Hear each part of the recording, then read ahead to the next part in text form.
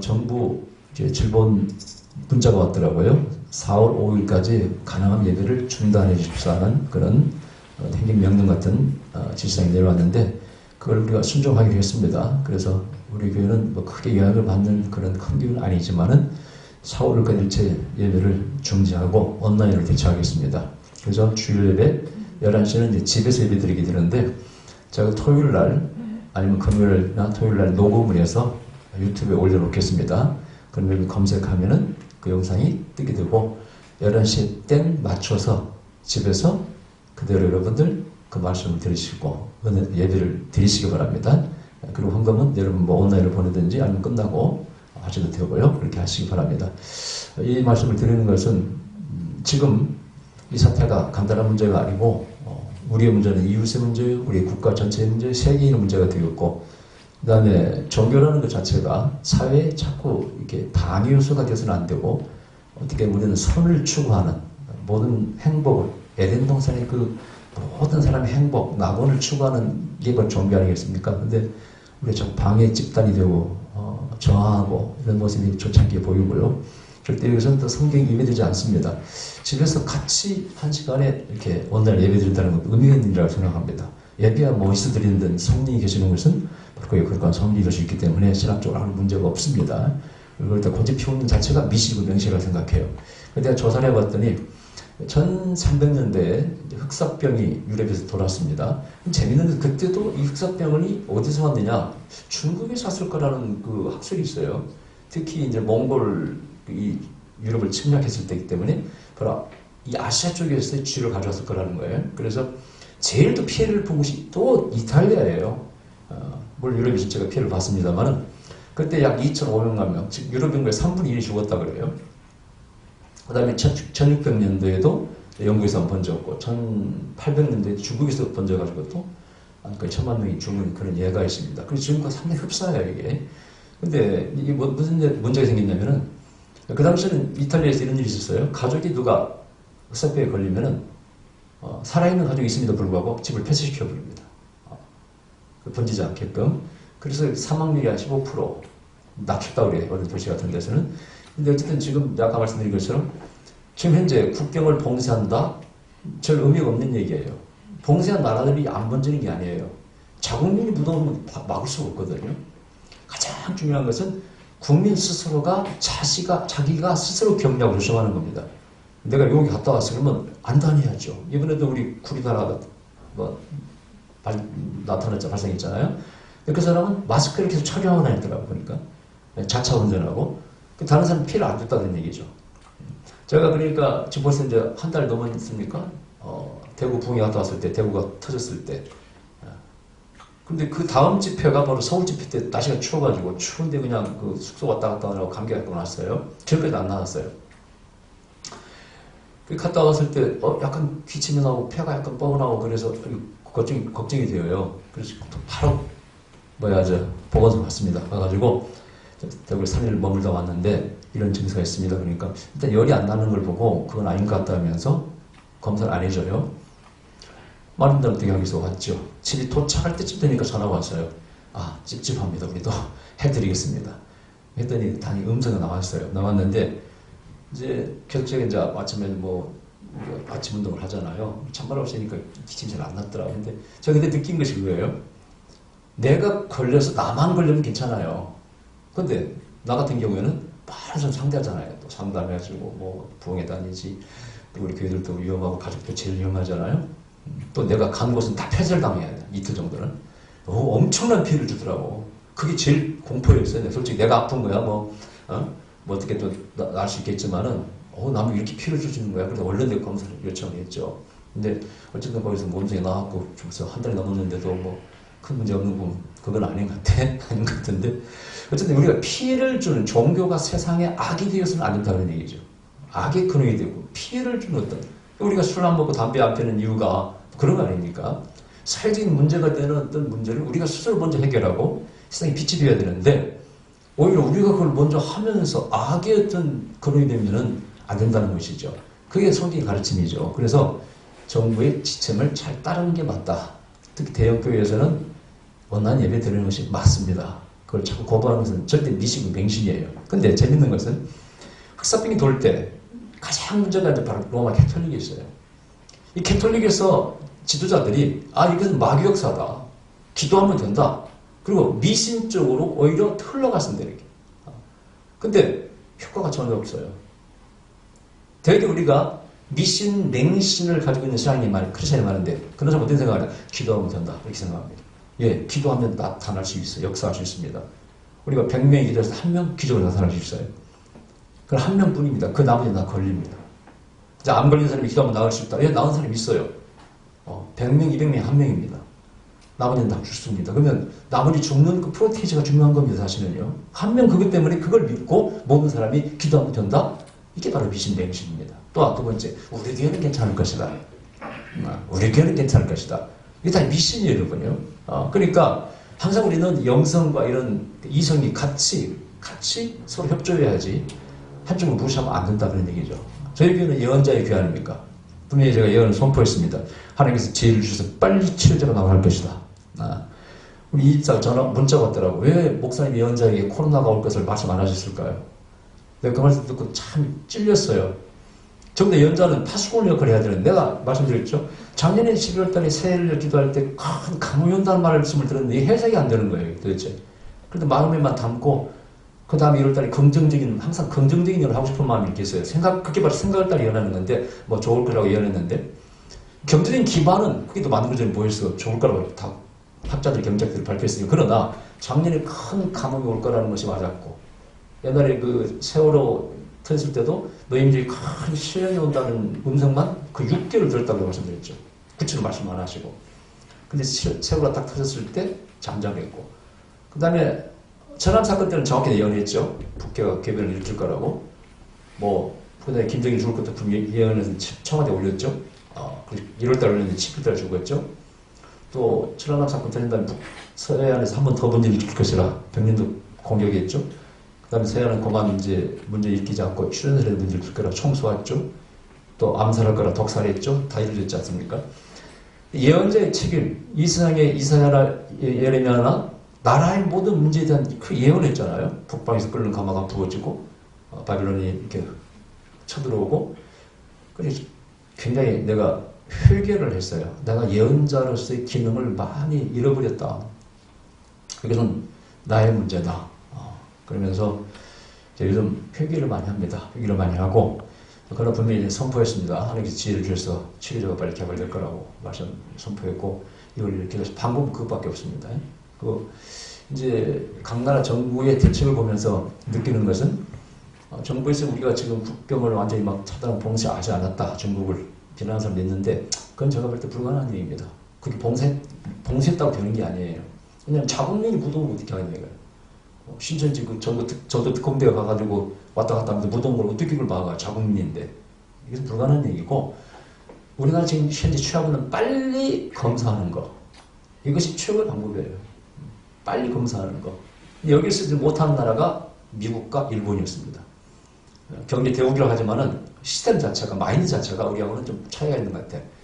근데 우리 대통령과 그래도 이 나라 리더들이 국민을 건강을 생각하는 마음은 가장 앞선 것 같아요. 그 다음에 지혜롭게 대처하는 거. 늦었지만은. 그러나 못하는 것도 있어요. 만약이라는 걸 생각 안 해서, 만약 뚫고 들어오면은, 내가 전에 몇 번 얘기했죠. 우한에서 이렇게 빨리 전파된다는 것은 이 병균이 특별한 뭐가 있다. 근데 코로나19의 생존 그 기간을 봤더니, 땅에 이런데 쇠 묻으면은 거의 10시간 하더라고요. 그 다음에 공기 전파도 약간 반은 된다고 중국에서 이미 공식적으로 발표했고, 그 다음에 만약을 생각해야 되는데, 만약에 대한 대처가 안 돼 있다 이거죠.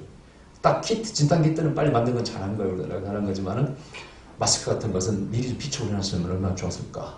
좀, 그런 미흡한 부분이 있는 건 사실이에요. 그러나, 전체적으로 투명하고 공정하게 하는 것은 지금 세계인들이 찬사를 보내고 있습니다. 그리고 우리 국민이 지적을 하고 협조해야 되고, 가장 중요한 것은 국민 각자가 격리를 잘해야 됩니다. 절대 밖에 나가면 마스크 해야 되고, 명심해야 되고, 그 다음에 지금 현재 대구 지역에서 발생하고 있는 집단 감염이 전부 다 이것은 그 단체 리더가 문제예요. 요양 원장, 무슨 병원 원장이 문제예요. 벌써 그런 이상 증상 사람 즉각 검사를 우리 하든지 했어야죠. 그리고 지금 현재 우리 이제 시에서 나와 계시지만 잘한다고 생각했는데 내가 전화 올 때마다 수고하신다고 잘하시는 거라고 협조하겠다고. 왜냐면은 누구를 사는 겁니까 지금? 만약 뚫리는 것을 생각해 사는 거 아닙니까? 그죠? 우리 교회가 지도자들이 만약이라는 걸 생각 안 해요. 하느님 막연히 지켜주시겠지. 그리고 5개 교회가 집단 감염이 나타났어요. 교회 창피입니다. 캐톨릭, 불교에서는 집회하지 않는데 개신교만 그렇다 이거예요. 우리는 솔직히 보시면 아시겠지만 그렇게 위험하지 않은 그러니까 그렇게 했지만 그러나 오늘 문자 가능하면 중단해달라는 그런 문자가 왔어요. 미애비 전에 왔더라고요. 어제 왔어도 내가 오늘 연락했을 때 얘도 안 될 거라고. 근데 그래서 내가 이거 받아들여야 되겠다. 아무리 우리 위험도가 적지만은 그래도 우리가 순종해야 된다 이것을. 그래서 공식적으로 말씀드립니다. 4, 5월까지 예배는 일단 중지하고 주일 예배는 온라인으로 녹음해서 올려놓고 그때 같이 드리기로 하겠습니다. 참 의미 있는 일이에요. 위에 있는 권세에 복종하라는 로마 13장의 말씀도 올바른 백성을 위해서 왕이나 위에 있는 권세가 지시하고 명령할 때 기독교는 따라야 된다는 말씀이에요. 불의의 잘못된 능력의 협조는 아닙니다. 여기서는 순종에 맞다고 생각하고 절대 영적으로 신앙적으로 문제 없다고 생각합니다. 아멘? 그리고 협조하십시다.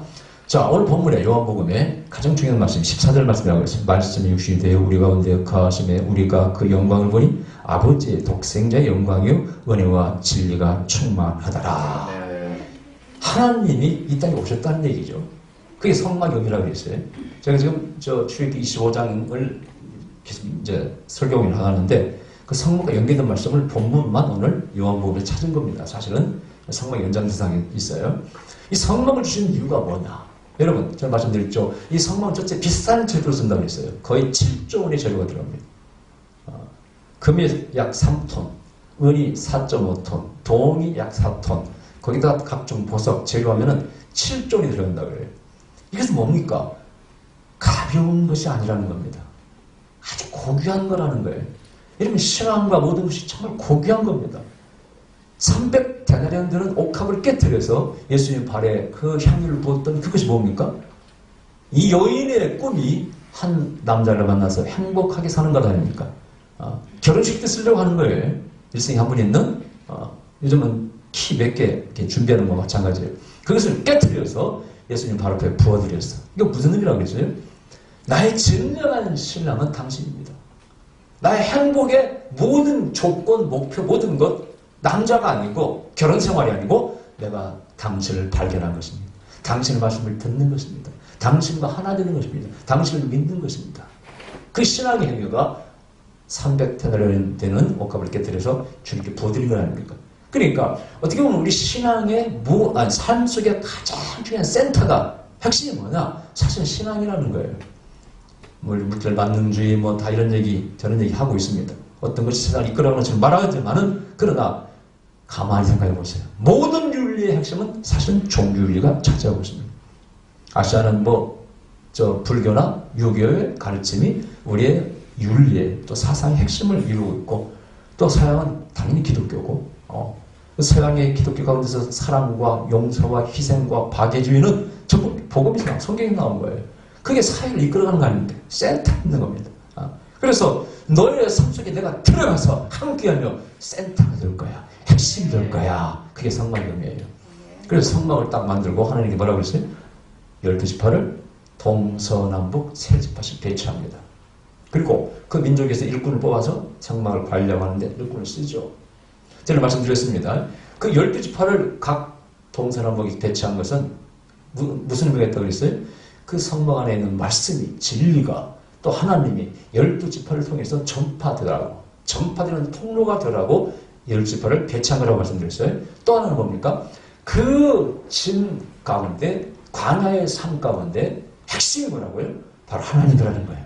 그래서 이 하나님 우리를 괴롭히러 오신 것이 아니라 뭐라고 했어요? 지난 시간에 헬퍼다, 파라클토스, 곁에 와서 돕는 분이다.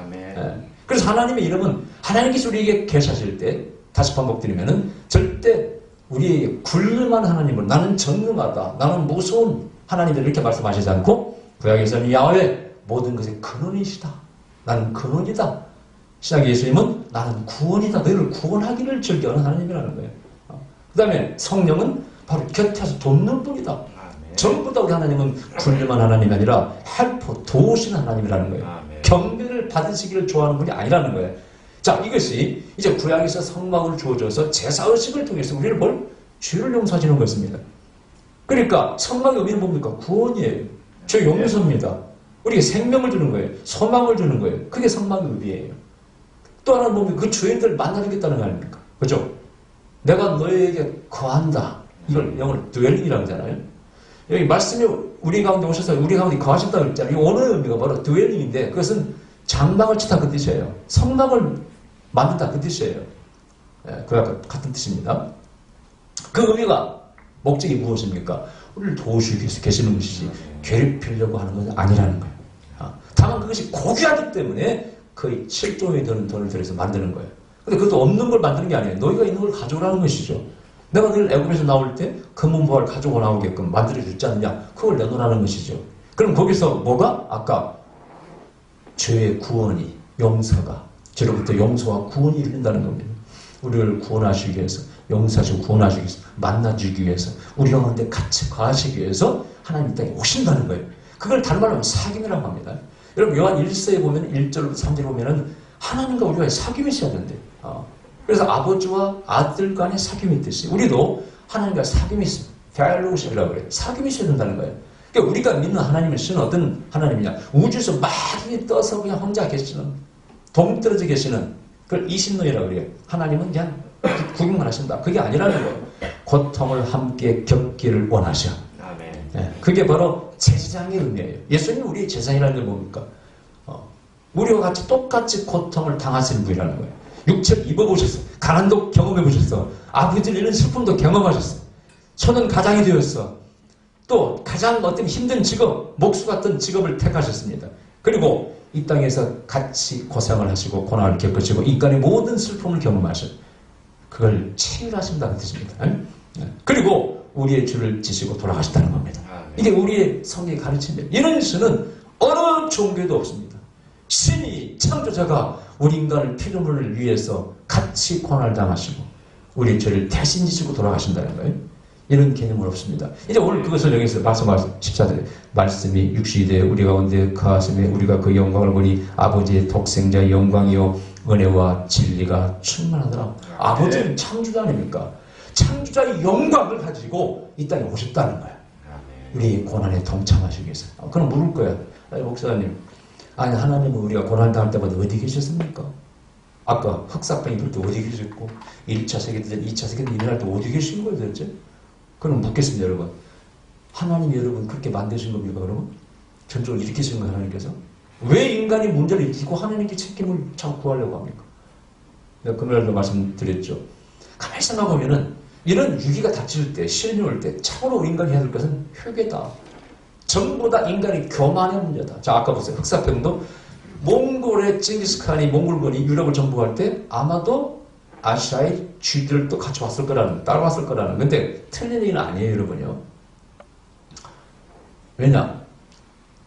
당연히 굴자 짐을 싸가지고 짐 속에다 쥐가 들어있기 때문에.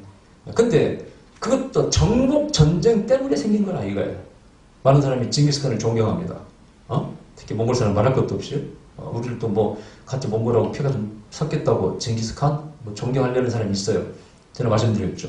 나폴레옹, 징기스칸 다 죽일 놈들이라고 했어 안 했어요? 내가 어디겠으면 저 루브르 박물관 앞에 가서 프랑스 파리 가서 그 루브르 박물관을 구경하고 나와서 내가 뭐라 그랬어요? 그 관광객 많은 그 광장에서 큰 소리를 했었습니다. 청년 때입니다. 나폴레옹은 나쁜 놈이라고 욕을 했습니다. 여기 관광객들이 뭔 소리인지 몰라 한국말을 떠드니까 신기하다고 나도 가진 사진을 막 찍자고 그러더라고. 사진을 찍었는데 자기들은 무슨 말인지 모르겠어요. 왜냐면은 이 루브르 박물관 안에 전시된 것들이 다 노예물, 침략에서 뺏어온 것들이에요. 뭐 그리스 벽을 통째로 띄워온 것들, 저 이집트 가서 아주 그냥 뭐 다 훔쳐온 것들, 다 뺏어온 것들을 전시해놨어요. 대형 박물관도 마찬가지예요. 전부 도둑놈들이에요. 강도들입니다. 근데 어떤 사람은 나폴레옹을 존경합니다. 징기스칸을 존경합니다. 징기스칸을 침략자들이에요. 살육자들입니다. 징기스칸이 얼마나 처참하게 죽인 줄 아세요? 저항하면 몰살시켜버렸습니다. 몰살. 아주 몰살시켜버렸어요. 보세요. 저 몽골에서 평안히 잘 살지 유럽까지 갈 필요가 뭐가 있어? 다른 나라를 침공할 필요가 뭐가 있어? 우리나라에서 왕 가운데 다른 나라를 그래도 침략도 그냥 침략한 거 아니에요. 괴롭히니까 침략 전적을 일으켜서 땅을 광장에 넓혔던 왕이 광주 대왕이죠. 그 외에는 거의 없습니다. 우리나라 남나라를 침략한 일이 없어요. 그냥 맨날 방어하는 전쟁만 한 거예요. 그리고 뛰어난 장군들이 있어서 나라를 지켰지 않습니까? 근데 어쨌든 간에 여기에 탐욕이 들어있어요. 남나라를 침략하는 거. 이번에 뭐 중국에서 어떤 이유 때문에 나왔는지 몰라. 이 코로나가 동물을 잡아먹었던지 아니면 뭐 세균 연가다가 흘렸던지 다 욕심 때문에 그런 거 아닙니까? 진정 근본적인 문제는 인간의 욕심이에요. 하나님을 다 닮으면 안 됩니다, 여러분. 그러면 내가 또 기도를 해봐요. 생각을 해봅니다. 이때 어떻게 하나님 우리에게 도우실까? 야! 해가지고 코로나19 병균이 사라져! 다 사라지면 얼마나 좋을까요? 그런 말씀드렸죠. 하나님은 우리를 섭리하실 때 두 가지를 하신다고. 자연적인 섭리와 특별 섭리가 있다고. 특별 섭리는 특별히 기도하고 열심히 노력하는 자에게 특별한 하나님의 은혜와 지혜를 선물, 능력을 주셔요.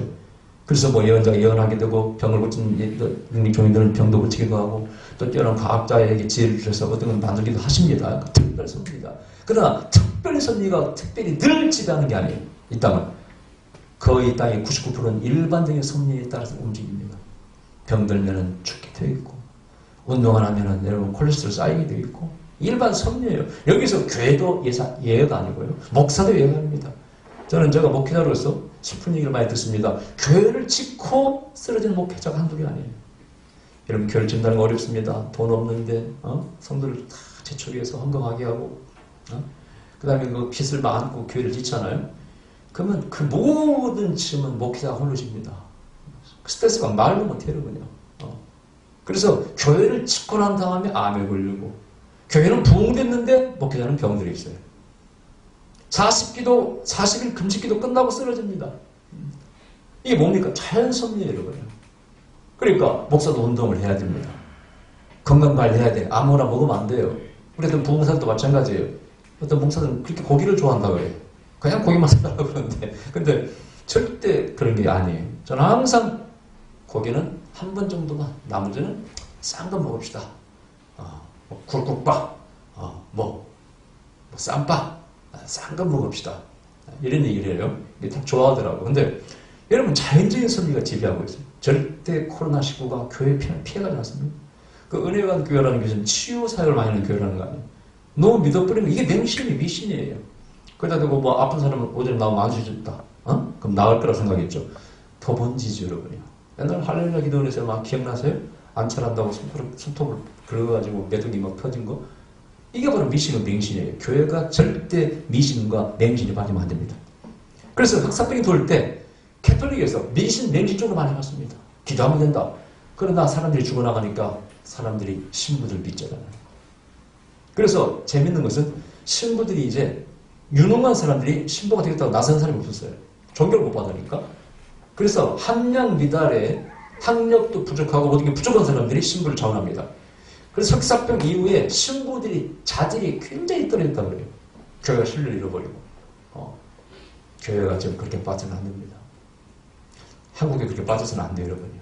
일부러 이 방송에 나가 이 말씀 드리는 것은 절대 미신과 맹신에 빠져서는 안 됩니다. 저도 부흥사입니다. 예언자입니다. 수많은 예언을 했습니다. 개인 예언하고. 이번에 내가 반성한다고. 왜 이걸 내가 정확히 못 봤을까? 이건 예언자의 책임입니다, 여러분. 아무래도 틀린 거 아닙니까, 제가? 긍정적인 걸 말하기를 좋아하잖아요, 예언자들이.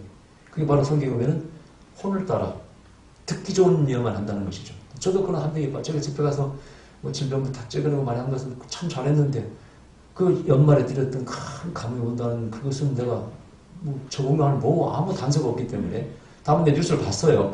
봤더니 메뚜기 아프리카에서 메뚜기가 막 쓴다고 그랬다고 그것까지 연결시켜서 작년에 그랬던 그 메뚜기 혹시 그건가?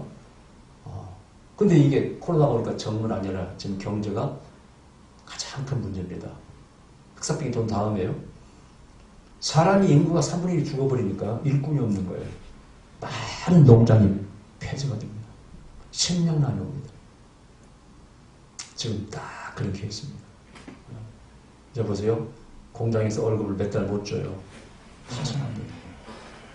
도미노 이제 그런 효과가 나타납니다. 그래서 정말 기도해서 빨리 치료제가 나와야 됩니다. 안 그러면 정말 보통 문제가 아닙니다. 이번에 대통령과 장관들이 뭐 월급 30% 몇십 프로 안 받겠다고 지금 우리나라는 그래도 참 대처를 잘하고 있는 거예요. 그 상징적인 의미가 있어요. 그만큼 심각하다는 얘기입니다. 그래서 우리가 정말 기도해야 되겠고 2주간 4월까지 우리가 예배를 줄 안 드린다면 우리가 기도회를 자기 집에서라도 꼭 이렇게 하시기 바랍니다. 저도 이제 오늘부터 꼭 하겠습니다. 그래서 빨리 종식되지 않으면 나의 문제이면서 너의 문제, 너의 문제이면서 우리의 문제. 우리는 잘하고 있는데 빨리 우리가 제일 먼저 극복해서 세계 희망이 되면 아마 이게 우리 한국과 손을 이룬다고 큰 또 오히려 역경에 오는 영광으로 바뀔 가능성이 높습니다. 지금 우리 잘하는 것이 내가 볼 때는 한 80%에 못하는 것도 한 20% 있었습니다만은 냉정히 판단하고 협조하고 기도하고 나가십시다. 네. 핵심이 그겁니다. 하나님 우리 가운데 거하십니다. 지키고 설파하시고 내가 분명히 지혜를 줄 것이다. 내가 돌숨마음을 이거야 치료를 빨리 개발해서 내가 치료하면 되는 거 아니야. 아멘. 네, 그 방법이 제일 좋은 방법이 그걸 위해서 기도하십시다. 기도하십시다. 걸어가시면 우리 아버지 역경 가운데